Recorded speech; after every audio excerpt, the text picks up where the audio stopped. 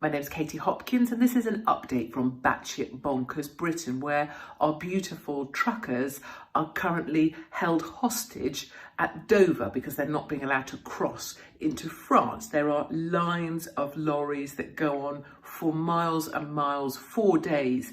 Mostly men have been held as if to ransom by Macron and the French without basic sanitation or any food or shelter other than their cabs.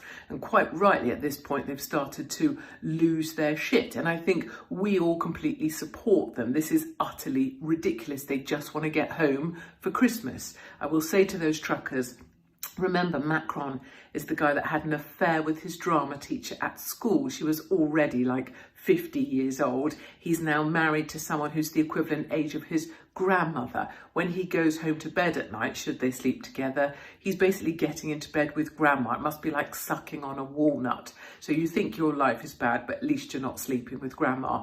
Second up, the ginger dwarf from the north has been caught without her face mask. People are clamouring for her to be fired. Of course, that's not the right answer. The right answer is never to ask for someone else to be treated in a despicable fashion.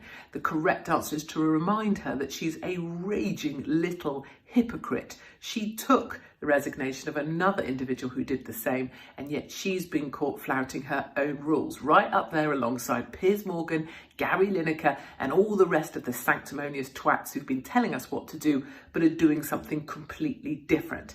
And finally, of course, remember that we will find a way through all this. It's going to get a lot worse. They're going to tear fall a lot of us, but the time for asking permission is over, and the time for waiting to be given an answer is through. What we do now is pull back to the people that we can stay sane with, and we will come again in 2021.